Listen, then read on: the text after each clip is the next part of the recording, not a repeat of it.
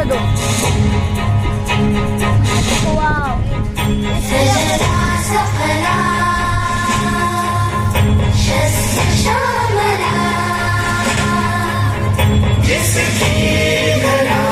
विशेष है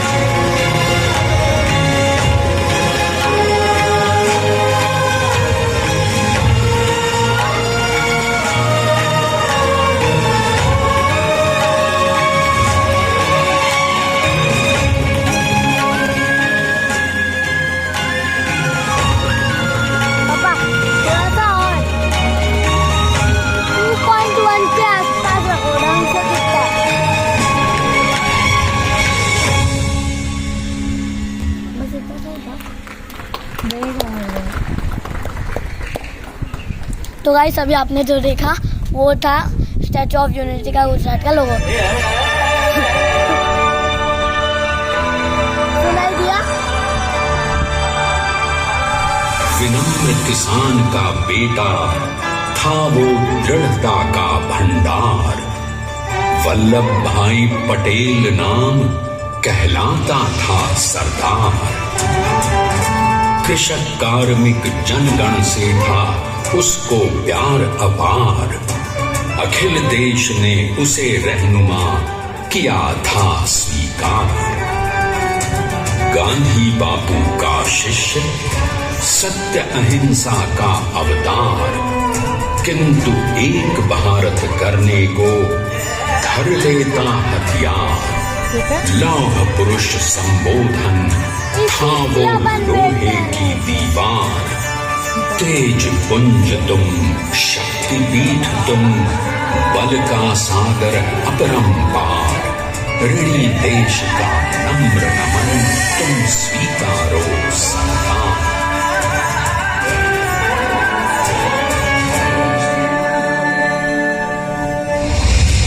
1857 में अंग्रेजों को ललकारने वाले पहले स्वतंत्रता संग्राम के एक सक्रिय सिपाही थे झवेर भाई पटेल। करमसद गांव के इस बहादुर देशभक्त किसान और उनकी पत्नी लाड भाई के 5 बेटों और 1 बेटी में से चौथे पुत्र थे वल्लभ भाई। बालक वल्लभ ने करमसद के बाद नडियाद से अपनी हाई स्कूल की शिक्षा पूरी की। फिर 13 साल की उम्र में उनकी शादी भी हो गई छोटी सी झवेर बाई से। 2 बच्चों, बेटी मणि बहन और बेटे डाया भाई को जन्म देने के बाद झवेर बाई असमय ही चल बसी। सदी बदलने और 20वीं सदी आने पर उनका जीवन भी एक चमत्कार की तरह बदला।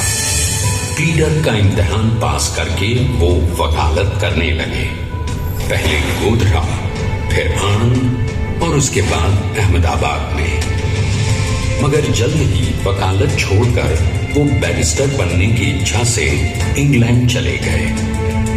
लंदन में बैरिस्ट्री में अव्वल आने और वजीफा जीतने वाले वो अनोखे भारतीय थे। अब तो अहमदाबाद की वरिष्ठ अदालत में बैरिस्टर पटेल की जिरह और जीतों की धूम मच गई।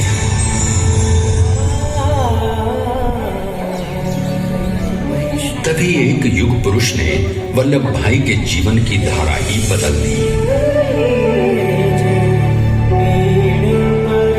दक्षिण अफ्रीका में सत्याग्रह के अहिंसक अस्त्र से गोरे शासकों को सबक सिखाकर भारत वापस आए बैरिस्टर मोहनदास करमचंद गांधी से मिलकर वल्लभ भाई ने अपने कुछ बरसों से सीखे विदेशी व्यवहार और संस्कार हमेशा के लिए त्याग दिए और अब वो अपने खेड़ा के किसानों को हक दिलाने के लिए बापू के साथ आंदोलन में कूद पड़े।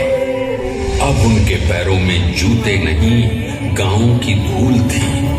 हृदय में भारत भूमि की शस्य श्यामला धरती, मन में थे गांधी और मस्तिष्क में एक नए स्वतंत्र भारत का सपना।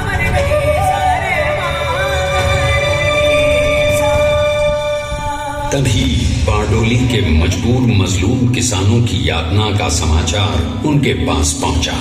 तुरंत वल्लभ भाई वहां पहुंचे और यूं शुरू हुआ भारत का सबसे बड़ा और सफल किसान आंदोलन बारडोली। वल्लभ भाई ने बारडोली के 87,000 किसानों को ऐसा अटल अडिग अचल मनोबल दिया कि अंग्रेजी सरकार हिल गई और एक बरस के बाद उनका लगान माफ कर दिया गया। अब तो पूरे देश में लोग वल्लभ भाई के नाम की कस्में खाने लगे। स्वयं महात्मा गांधी ने कहा, अब वल्लभ भाई मेरे शिष्य या साथी नहीं, सारे देश के सरदार हैं और देश को मिल गया एक अनोखा असरदार सरदार।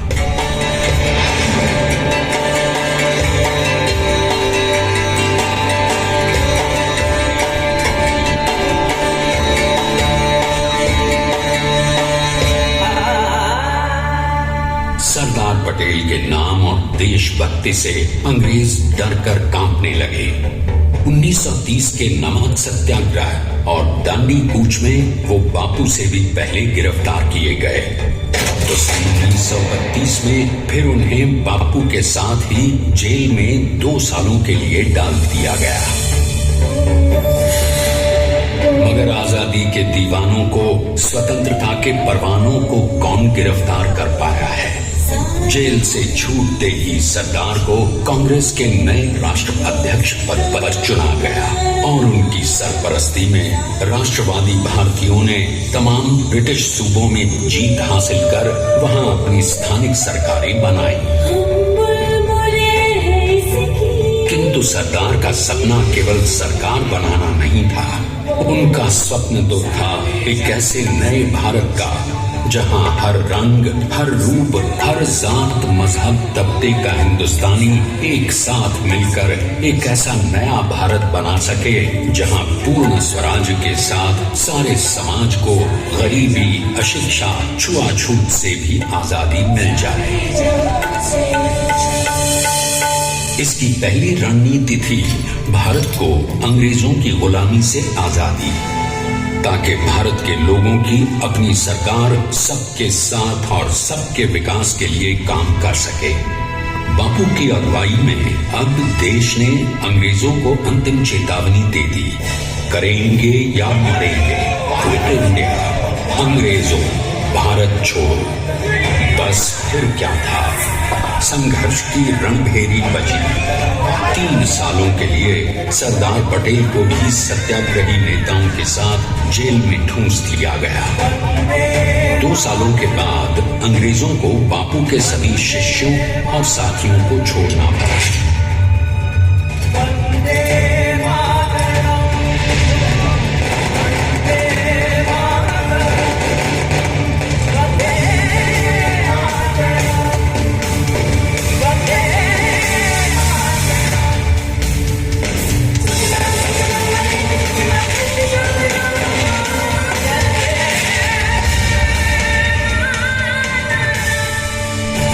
स्वतंत्रता के स्वप्न के सच होने के साथ अब सरदार पर कई एक नई जिम्मेदारियां थीं।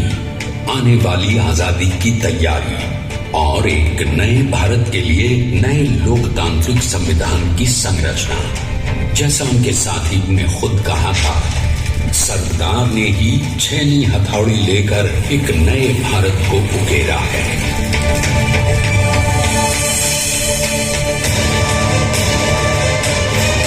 स्वाधीनता तो प्राप्त हुई, लेकिन खंडित भारत में भी उठते विभाजनवादी अंधकार को अभी दूर करना था। जब देश के खंड खंड होने का भय उत्पन्न होने लगा तो सरदार ने निर्भय होकर खुद अपनी केंद्र सरकार और साथियों को भी चुनौती दे डाली और जम्मू कश्मीर को बचाने के लिए सारे देश का आकाश वायुयानों से भर गया।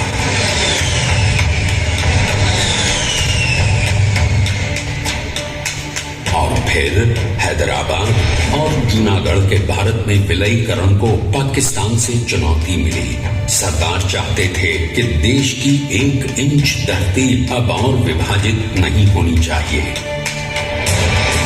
नए भारत को एक करने के लिए समझा बुझाकर मनाकर 565 रियासतों को सरदार ने अपनी सूझबूझ सदाशयता संबल से एक नए स्वतंत्र भारत का अभिन्न अंग बना दिया। हमारे इतिहास में अखंड भारत के पुरुषार्थ का ये एक महानतम अध्याय है।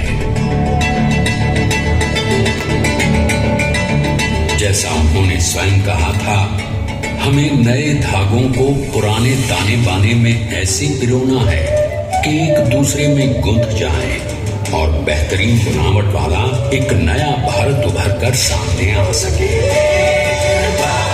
अंततः अपने वज्र दृढ़ संकल्प से एक नया विराट विशाल एक भारत श्रेष्ठ भारत बनाकर दिखा ही दिया सरदार ने। संसार के सबसे बड़े प्रजातंत्र के शिल्पी को प्रणाम करने के लिए देश ने बनाया है ये समर्थ स्मारक। स्वाधीन भारत को समर्थ भारत में बदलने वाले सरदार पटेल को समर्पित प्रेरणा तीर्थ भी है। प्रधानमंत्री श्री नरेंद्र मोदी के नेतृत्व में बनी विश्व की इस विशालतम प्रतिमा के सामने आकर सारी दुनिया जैसे स्वयं भी नतमस्तक हो जाती है।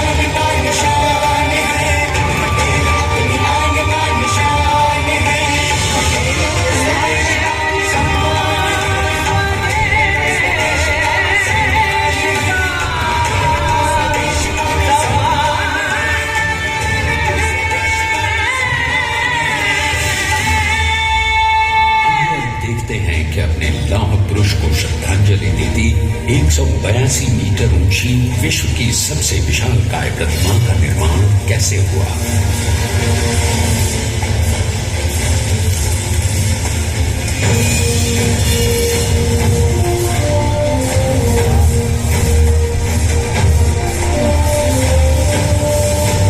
गगन छूती इस अद्वितीय अभूतपूर्व प्रतिमा को बनाने के लिए सबसे पहले नदी पर 4,500 क्यूबिक मीटर का राफ्ट बना और फिर सीधा 600 फीट का कंक्रीट का कोर बनाया गया।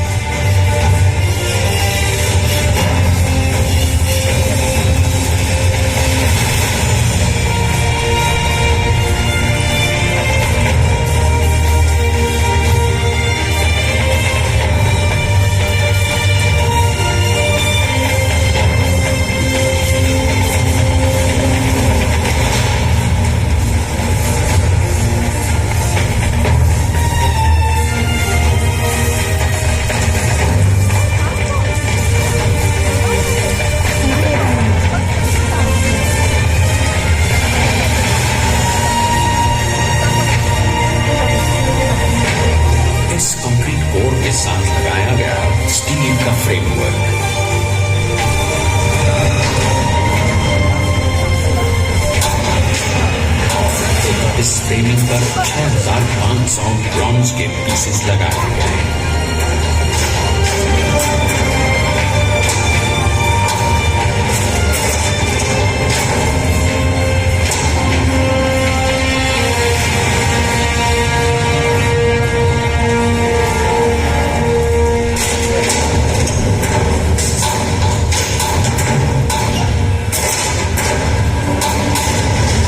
सोचिए कि 182 मीटर ऊंचे इस भव्यांति भव्य स्मारक के निर्माण में कितना सामान और मेहनत लगी है। 70,000 metric ton cement, 18,500 metric ton reinforcement steel, 6,000 metric ton structural steel और 1,700 मीट्रिक टन ब्रॉन्ज।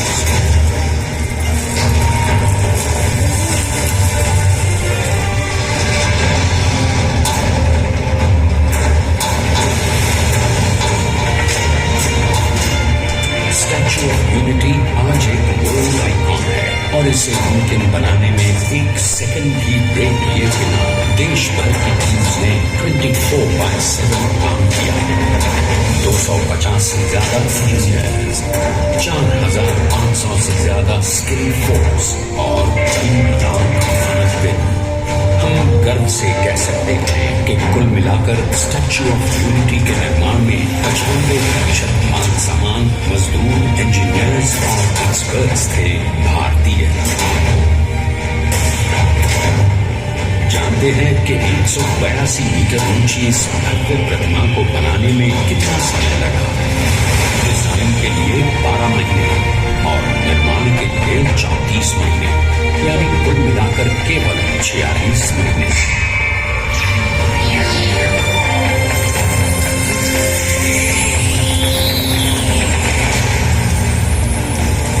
और इसी तरह बनी देश के शिल्पकार की एक अनूठी अद्वितीय विशाल प्रतिमा, जो सिर्फ आज ही नहीं बल्कि आने वाले न जाने कितने सालों तक यूं ही चमचमाती रहेगी।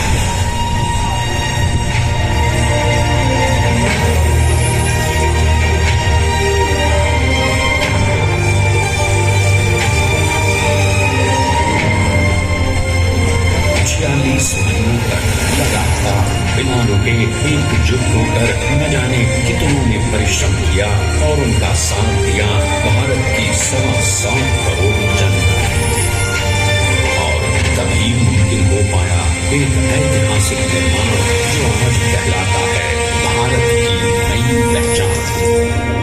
स्टैच्यू ऑफ यूनिटी, विश्व की सबसे ऊंची प्रतिमा।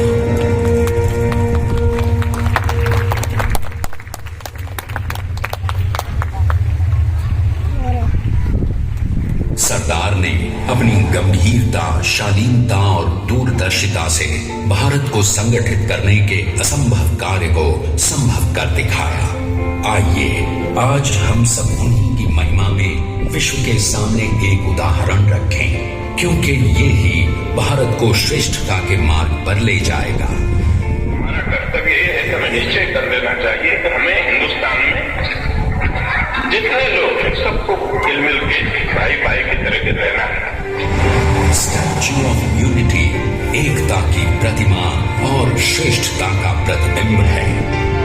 एक पहल है इस अखंड भारत को श्रेष्ठ भारत बनाने के सपने को पूरा करने के लिए। एक पुकार है हम सबको एकजुट होने के लिए। एक आंदोलन है भारत को सबसे आगे ले जाने के लिए, श्रेष्ठ बनाने के लिए। आपके योगदान और विश्वास से ही बनेगा एक भारत श्रेष्ठ भारत।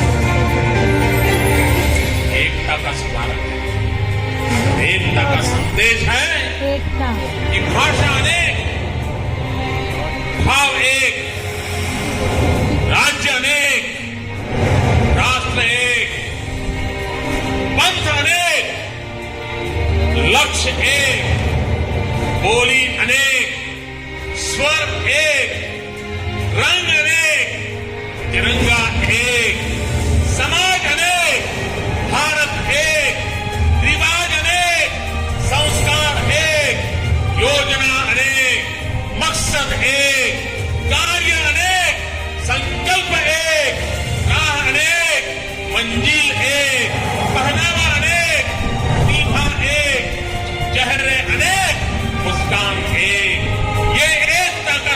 संदेश लेकर के हम चले। और भाइयों बहनों, ये भारत की विशेष